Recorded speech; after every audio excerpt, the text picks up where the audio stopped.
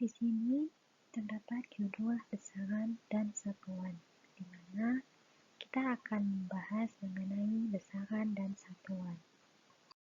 Sebelum ke materi, di sini ada profil, materi, contoh soal, dan kuis, di mana semua ini akan kita bahas pada slide selanjutnya.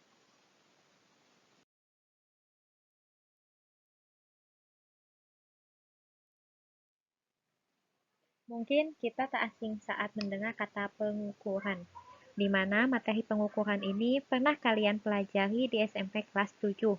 Ada yang masih ingat? Nah, akan kita pelajari secara mendalam materi pengukuran ini di kelas 10 SMA semester 1. Kira-kira apa saja sih yang akan kita bahas pada pertemuan kita kali ini?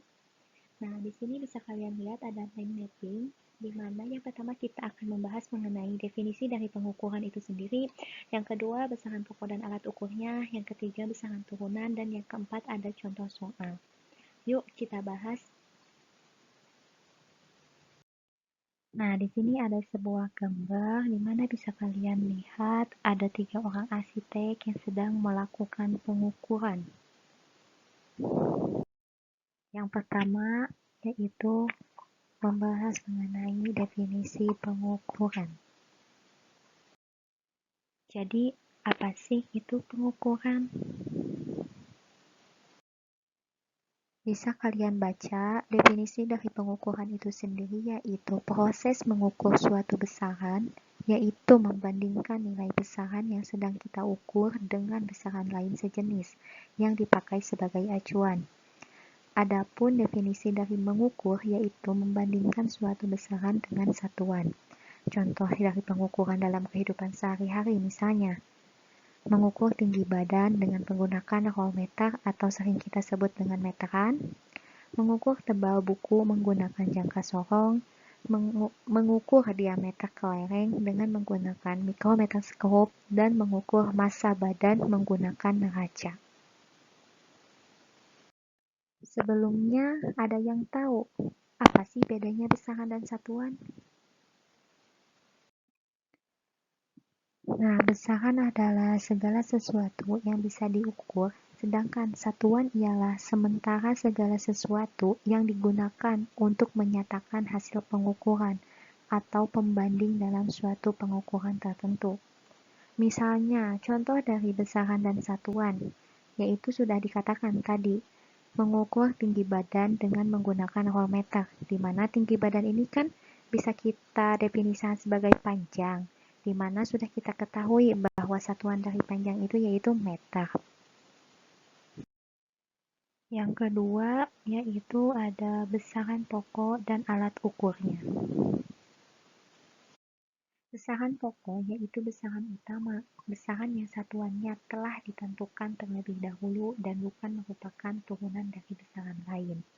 Jadi, besaran pokok ini besaran yang sudah ditentukan atau ditetapkan secara internasional, atau sering disebut dengan SI, yaitu Satuan Internasional. Meskipun kita berada di London, misalnya, satuan dan besaran dari panjang itu kan kilometer. Di sini pun maupun di London yaitu sama jika menggunakan satuan internasional atau SI. Adapun definisi dari dimensi yaitu model penunjukan bagaimana suatu besaran atau turunan tersusun dari besaran-besaran pokok. Jadi untuk dimensi ini bisa dikatakan sebagai peranan penting dalam menyusun besaran turunan. Jadi, apa saja sih besaran pokok ini atau sering disebut dengan SI, Satuan Internasional ini? Nah, kalian bisa lihat di tabel terdapat 7 besaran pokok, di mana di sana ada besaran pokok, satuan, dimensi, dan alat ukurnya. Yang pertama ada panjang dengan satuan meter, dimensi L. Alat ukur mistar, jangka sorong, mikrometerskop, voltmeter, dan masih banyak lagi. Yang kedua yaitu ada massa dengan satuan kilogram, dimensi M, alat ukurnya neraca, timbangan desing atau bebek, dan lain-lain. Yang ketiga ada waktu dengan satuannya S atau second, di mana dimensinya itu T dan alat ukurnya stopwatch. Yang selanjutnya ada suhu dengan satuan K dengan dimensinya itu theta, alat ukurnya itu termometer. Yang kelima ada kuat arus listrik dengan satuan A, dimensinya I, dan alat ukurnya ampere meter. Yang selanjutnya ada intensitas cahaya dengan satuannya itu CD atau kandela, dimensinya J, dan alat ukurnya itu lightmeter atau luxmeter, goniopometer, spektrofotometer, dan lain-lain. Dan yang terakhir ada jumlah zat, di mana satuannya itu yaitu mol, dimensinya itu yaitu N. Untuk alat ukurnya itu belum ada, tetapi bisa kita cari dengan menggunakan rumus pada materi mol. Ketujuh besaran pokok ini bisa kita ingat dalam kata pamawa suku injum. Nah, untuk penghafalan itu mungkin bisa mudah dalam mengingat besaran pokok.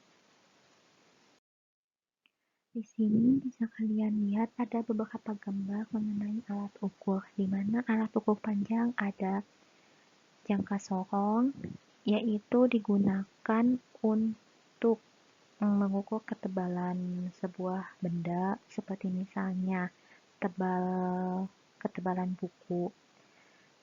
Terus yang kedua ada gambar mikrometerskop, di mana alat ukur ini bisa kita gunakan untuk mengukur diameter kelereng, dan masih banyak lagi. Yang ketiga tentunya tidak asing, yaitu mistar. Bisa kita gunakan untuk mengukur panjang apapun itu. Dan yang keempat ada voltmeter atau sering kita sebut dengan meteran, biasanya sering digunakan dalam pembangunan ya. Yang selanjutnya ada alat ukur massa, di mana di sana ada neraca, sering disebut dengan neraca petani. Yang kedua ada neraca Ohaus, dan yang ketiga ada spring balance. Yang selanjutnya yaitu ada alat ukur waktu, di mana salah satu contohnya yaitu stopwatch. Yang selanjutnya ada alat ukur suhu, yaitu tentunya termometer. Yang ketiga atau selanjutnya yaitu ada alat untuk mengukur kuat arus listrik, yaitu ampere meter. Dan yang terakhir ada alat ukur intensitas cahaya, salah satunya yaitu luxmeter. Oke teman-teman, kita ketemu lagi dengan Pak Giri belajar membaca mikrometerskop atau terkenalnya. Baik, mikrometer seperti ini, kemudian kita memutarnya seperti ini. Di mikrometerskop ini kegunaannya untuk mengukur ketebalan benda yang serba tipis sebenarnya, untuk buku, untuk apalah. Nah, dia hanya punya rahang sebesar ini. Kemudian menggesernya dengan cara diputar. Nah, ini diputar ya, kalau diputar gini. Oke. Baik, teman-teman. Kemudian di sini ada dua skala, teman-teman. Nah, lihat nih, di sini ada skala yang bisa berputar dan skala yang tetap. Skala yang tetap. Nah, oke, kita mulai belajar mengukur. Nah, ini tengah ini fungsinya untuk mengunci. Jadi ketika sudah terukur, kita kunci seperti ini. Nah, kita tinggal putar ke sini. Ketika diputar, dia sudah tidak bisa lagi nih. Ya, ini nggak bisa lagi. Oke ya. Nah, kemudian kalau sudah bunyi kretek-kretek berarti tandanya dia sudah mentok. Misalnya nih seperti ini ya. Oke, saya putar ke sini, kena tangan. Nah, kretek-kretek, ya kan? Ini sudah mentok artinya. Baru kita baca skalanya. Oke, mari kita lihat bareng-bareng. Nah, misalnya skalanya seperti ini. Di skala ini, di sini ada skala yang tetap. Nah, nilainya ini 0, setengah, 1, 1,5, 2, 2,5 dan seterusnya sampai angka 5. Nah, berarti di sini 6, 7, 8. 8,5 ini belum nyampe ini teman-teman, karena belum kelihatan nih skala bawahnya. Jadi ini masih 8. Oke ya. 8, tulis dulu 8,0. Nah, begitu cara menulisnya awalnya. Nah, kemudian kita lanjutkan nih. Di sini ada skala yang sejajar dengan skala yang mendatar ini, garis. Nah, lihat ya, garis mendatar. Di sini kita ketemunya di sini. Ini 36, 37, 38 kan di sini. Kita tambahkan 38 itu di sini. 38. Ini artinya 0,38. Nah, baru kita jumlahkan. Ini 8, ini 3, 8. Jadi 8,38 mm. Nah, mudah kan teman-teman? Oke, satu lagi. Kita akan lihat skalanya. Satu lagi teman-teman. Oke, saya ambil contoh gini. Nah, saya mendapatkan satu skala seperti ini. Nilainya berapa? Nilainya adalah 11,5. 11,5 ya kan? 11,5. Kemudian kita lihat nih di sini skala yang sampingnya ini. Skala sampingnya menunjukkan angka 26. Kita jumlahkan di sini 26. Nah, dijumlah ini 6, ini 7, ini 1, 1. Nah, komanya maka 11,76 mm. Oke, mudah kan teman-teman? Oke teman-teman, kita ketemu lagi dengan Pak Giri. Nah, kita akan belajar membaca jangka sorong. Oke, jangka sorong seperti ini bisa digunakan untuk mengukur ketebalan benda. Nah, dijepit seperti ini ya. Nah, kita jepit ya kan, kalau sudah kita kunci di belakangnya ini. Nah, jadi ketika ini lepas, kita sudah terkunci ini skalanya. Kalau yang kedua untuk mengukur diameter dalam seperti ini, dikendorkan dulu, ini dimasukkan, nah kita tarik seperti ini ya. Nah, kemudian kalau sudah kita tinggal lepas. Nah, ini ya. Oke. Kemudian yang ketiga untuk mengukur kedalaman. Nah, kedalaman seperti ini. Masukin, kemudian rahang bawahnya kita dorong. Nah, seperti ini. Nah, maka akan terukur. Oke, teman-teman jelas ya? Baik, kita akan belajar membaca selanjutnya, membaca jangka sorong. Perhatikan membaca jangka sorong seperti ini. Nah, di sini ada ukuran senti. Yang bawah ini dalam ukuran senti. Ya, teman-teman, ini ya dalam ukuran senti, sedangkan yang atas dalam inci. Nah, kita menggunakan skala yang bawah saja supaya karena sering kita gunakan. Oke, ini namanya skala bawah ini. Ini namanya skala bawah. Oke, ini skala bawah. Sedangkan yang atas ini namanya skala atas. Nah, seperti ini. Ya, teman-teman bisa lihat ya. Nah, sekarang kita lihat angka 0 itu beradanya di mana? Lihat angka 0 ini. Nah, angka 0 itu berada di antara 2,7 dan 2,8. Kita lihat nih 2,7 dan 2,8. Ini 2,7, ini 2,8. Yang kita pilih 2,7. Nah, sekarang dicari skala bawah yang sejajar dengan skala atas. Dilihat ini. Ini dengan atasnya tidak sejajar, ini dengan atasnya tidak sejajar, dan seterusnya, sehingga kita kalau melihat ke sini ada satu yang paling sejajar. Kita lihat nih.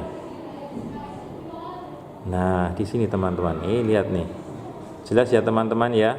Nih, ini nilainya 65, ya kan? Ini 6, 6,5, 7, yang kita pilih 65, maka kita tulis di belakangnya adalah 65 cm. Oke, jelas ya teman-teman. Satu lagi. Oke, satu lagi teman-teman. Nah, kita lihat seperti ini. Oke ya. Nah, lihat ini.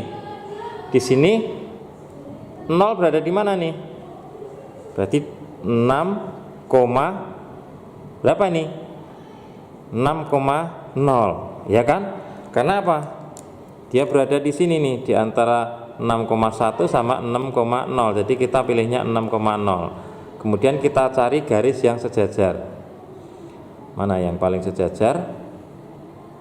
Cuma ada satu garis, satu titik atau satu skala yang sejajar dengan atasnya. Nah, ini 7 ini segaris dengan skala yang atasnya. Maka yang kita pilih adalah 7 cm. Nah, mudah kan teman-teman? Oke, sukses. Nah, sudah kalian simak video mengenai cara menggunakan dan menghitung dari alat ukur mikrometerskop dan jangka sorong. Nah, selanjutnya yaitu materi ketiga mengenai besaran turunan. Apa sih itu besaran turunan? Besaran turunan ialah besaran yang bisa dinyatakan oleh beberapa besaran pokok karena besaran turunan ini disusun dari beberapa besaran pokok. Satuan dari besaran turunan disusun dari satuan besaran-besaran pokoknya. Jadi bisa kita ketahui bahwa jika kita ingin menentukan besaran turunan ini, kita harus menguasai dari besaran pokok dan satuannya bahkan dimensinya. Di sini ada beberapa contoh dari besaran turunan. Sebenarnya besaran turunan ini sangat banyak dalam bidang fisika ini. Namun di sini saya akan memberikan 3 contoh saja. Bisa kalian lihat juga di Google untuk besaran turunan lainnya. Yang pertama yaitu ada massa jenis dengan lambang nyalko. Rumusnya itu massa per volume dengan satuan kilogram per meter kubik dengan dimensinya itu ml pangkat min 3. Percepatan atau A dengan rumusnya itu kecepatan per waktu dengan satuannya itu meter per second kuadrat. Dengan dimensinya yaitu T pangkat min 2.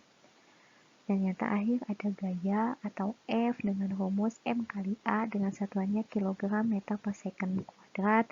Dimensinya yaitu ml T pangkat min 2. Bisa juga kita ingin menentukan besaran turunan dari tekanan, terus kecepatan, dan masih banyak lagi. Yang terakhir yaitu kita akan membahas beberapa contoh soal. Ada contoh soal yang pertama yaitu tuliskan satuan dan dimensi dari besaran turunan dari kecepatan atau V. Kita jawab, kecepatan itu sudah kita ketahui ya, V sama dengan S per T, dengan S yaitu jarak per waktu. Nah, kita lihat lagi pada besaran turunan, satuan jarak itu kan meter. Nah, jarak itu kan bisa dikatakan dengan besaran pokoknya itu panjang, dengan T-nya itu yaitu waktu. Bisa kita lihat juga di tabel besaran pokok, T itu memiliki satuannya itu S atau second. Sama dengan jarak per waktu sama dengan S per T sama dengan M per S sama dengan L per T. Kemudian yang kedua yaitu ada sebuah mikrometerskop. Sudah kalian simak ya tadi di videonya. Di mana di sini dia ditanyakan diameter dari kelereng tersebut ialah, kita bisa jawab, nah karena itu sejajar, skala utamanya itu kita bisa terbaca 3,5 mm. Di mana milimeter ini kan merupakan salah satu penelitian dari mikrometerskop ini.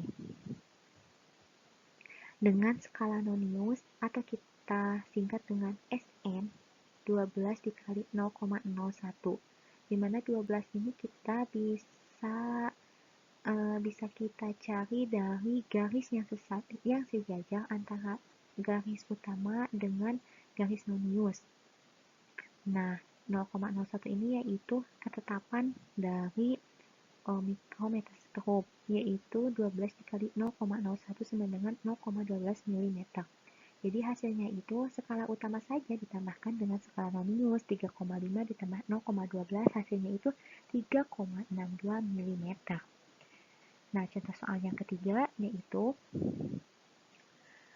ada sebuah gambar di mana di sana itu ada jangka sorong. Ditanyakannya itu berapa hasil dari pembaca alat tersebut, di mana di sini juga terdapat skala utama dan skala nonius. Skala utama itu yaitu skala yang berada di atasnya, dan skala nonius itu skala yang ada di bawahnya, di mana skala utamanya itu 0,3. Kenapa bisa 0,3? Nah, kalian lihat ada 0 yang di bawah pada skala nonius ini, pada garis keberapa dia itu berada, si nolnya itu beradanya. Nah, bisa kita lihat kan 0, 1, 2, 3. Berarti dia itu berada di garis ketiga. Jadi 0,3 cm untuk skala utamanya. Sedangkan untuk skala noniusnya itu sama seperti menggunakan mikrometerskop, di mana kita cari garis yang sejajar antara skala utama dengan skala nonius. Di mana skala nonius ini SN-nya itu kita lihat untuk garis yang di bawahnya itu kan 0, 1, 2, 3. Nah, di mana dia juga memiliki garis yang sejajar dengan angka ketiga atau garis ketiga, yaitu 3 dikali 0,01, di mana 0,01 juga di sini ketetapan atau ketelitian sama dengan 0,03 cm. Hasilnya yaitu skala utama ditambah skala nonius 0,3 ditambah 0,03 cm, yaitu 0,33 cm.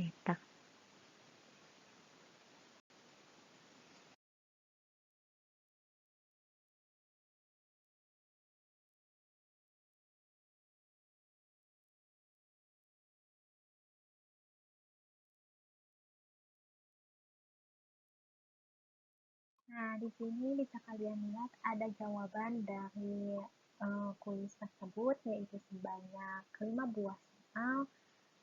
Bisa kalian isi terlebih dahulu, kemudian kita samakan jawabannya.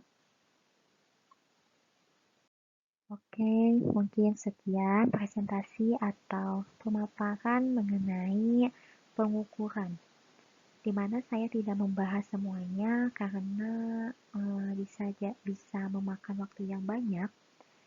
Tapi jika ada yang ingin ditanyakan, boleh ditanyakan saja, bisa kalian tanyakan lewat nomor WA yang sudah ada atau sudah tertera di profile sebelumnya. Oke, sekian ya, semoga bermanfaat.